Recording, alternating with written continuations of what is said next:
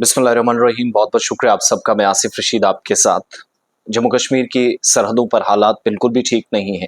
बहुत ज़्यादा नुकसान हुआ, लेकिन सबसे ज़्यादा नुकसान सरहदी ज़िला पुंछ के अंदर। इसलिए तमाम लोगों की नज़रें इस इलाके पर हैं कि आज एक तरफ जहां भारत पाकिस्तान की इस पुरतनाव सूरत हाल में उन लोगों ने भी जश्न मनाया, या पूरी अ, एक तरह से जो उस तरफ से फायर कर रहे थे, जिनको ये लग रहा था कि सब कुछ शायद हमारे हाथ में है, लेकिन उनको ये पता नहीं था कि पुंछ शहर के अंदर भी मुतअद्दिद मकामात पर लोगों पर ये सारे जो हैं शेल्स वो गिर रहे थे। और जो मेरे पास फहरिस्त है मैं वो पढ़कर सुनाऊंगा। पूरे नॉर्थ इंडिया के अंदर 200 से ज़्यादा फ्लाइटें और तकरीबन 18 एयरपोर्ट्स बंद करने पड़े, ऐसे हालात हैं। सारी सिचुएशन आपके सामने, मैं सिर्फ पुंछ की पर्टिकुलरली आपके सामने बात रखूंगा, जहां 54 लोग जख्मी थे, 11 लोगों ने दम तोड़ दिया और कई लोगों के सर उड़ गए।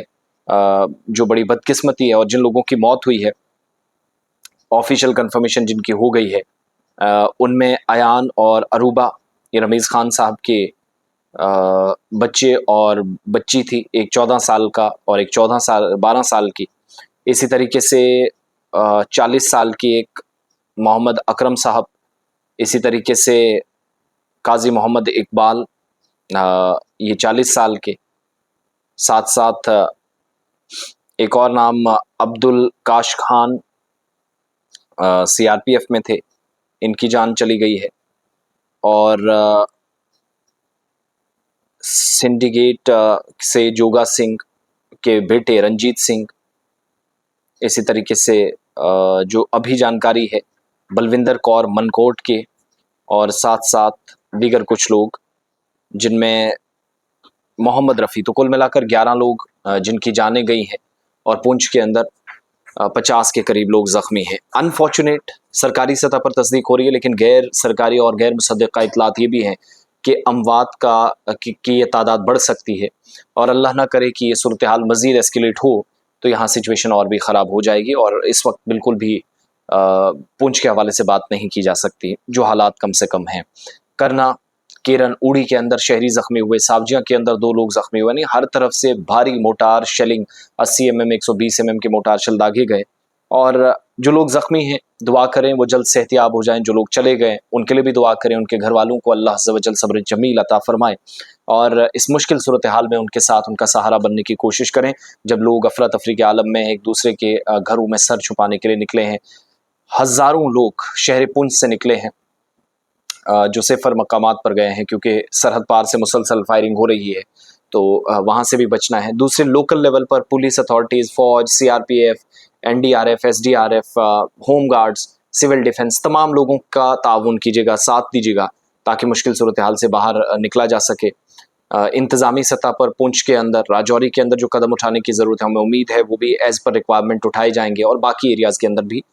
अभी रात को क्या होगा, कल क्या होगा, किसी को कोई अंदाज़ा नहीं। पिछली रात को जो हुआ, उससे पहले ही मैंने आपको पिछली वीडियो में बताया था कि ऑल इज़ वेल, मगर कुदरत को ये मंजूर था, ये सब होना था, और पाकिस्तान के खिलाफ इस तरह की कार्रवाई होनी थी, क्योंकि पहलगाम के अंदर जो कुछ हुआ उस खून खराबे को कोई नहीं देखना चाहता, ना चाहेगा। जिस हिसाब से 5-5, 6-6, 7-7 दिन शादी अभी कई जोड़ों की हुई थी, और उनमें से लाशें सामने बिछाई गई, तो उसके बाद ज़बरदस्त गम गुस्सा था। और अब सबकी नज़रें कल वाली मीटिंग पर भी हैं। 11 बजे कुल जमाती इजलास बुलाया गया, ऑल पार्टी मीटिंग है।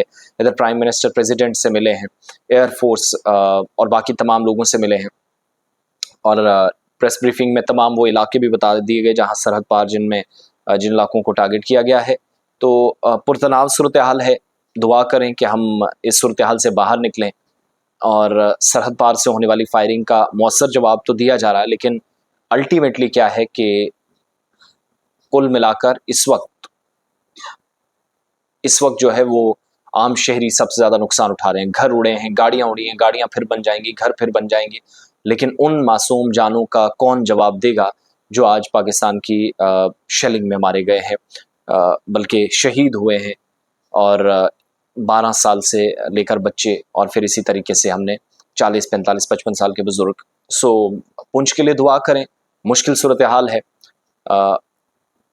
जो अमवात की तादाद है वो बढ़ सकती है। मेरी जानकारी जो है इस वक्त तमाम जगहों पर, तमाम इदारों को अलर्ट मोड पर रखा गया है, लेकिन दूसरी तरफ लोग डर और खौफ के साए में जी रहे हैं, और कुछ लोग जो शहर के अंदर हैं, जिनके पास अपनी गाड़ियां नहीं वो मौजूद हैं, जिनके पास थी वो निकले हैं, दीगर मकामात पर, लेकिन अफवाहों पर कान धरने की ज़रूरत नहीं है। सोशल मीडिया पर नामुनासिब तबसरे से बचें, क्योंकि सिक्योरिटी पर्सपेक्टिव से, और बिल्कुल ऐसी कोई तस्वीर ना दिखाएं जहां पर आर्मी की, पुलिस की, फौज की इस्टेब्लिशमेंट्स हैं, कोई हथियार मूव कर रहे हैं, कोई मूवमेंट हो रही है, उसको बिल्कुल कैमरे की आंख से दिखाने की कोशिश ना करें, क्योंकि इस सिलसिले में भी एडवाइजरी आ चुकी है। तो तमाम लोग आपसी भाईचारा भी कायम रखें, मुश्किल सूरत हाल में एक दूसरे की बाजू बने, एक दूसरे का सहारा बने, और गलत खबरें शेयर करने से बचिएगा। कल आप पर जाकर कार्रवाई ना हो। बाकी दुआ करें कि आम शहरियों की जानें सरहदी इलाकों में न जाएं, जो इस वक्त कम से कम जब मैं आपसे बात कर रहा हूँ तो बुरी तरह मुतासिर हुए हैं, जिसमें पुंछ, जहाँ शोहदा की एक बहुत बड़ी तादाद है, जिसमें आलिम दीन तक जो है आज हमने खोए हैं, बच्चे खोए हैं, और मसाजिद तक, गुरुद्वारों तक आज फायरिंग हुई, शेल्स पड़े। तो यहाँ से आगे क्या होगा, ये बियॉन्ड द इमेजिनेशन है कि जो कल रात को हुआ उस हिसाब से कोई उस तरह की कार्रवाई दोबारा हो सकती है, और दूसरी तरफ से भी हमें ख्याल रखना है कि दुश्मन दोबारा से टारगेट कर सकता है। तो ये ओवरऑल सिचुएशन है पुंछ की और आसपास केसों की। बहुत बहुत शुक्रिया आप सबका।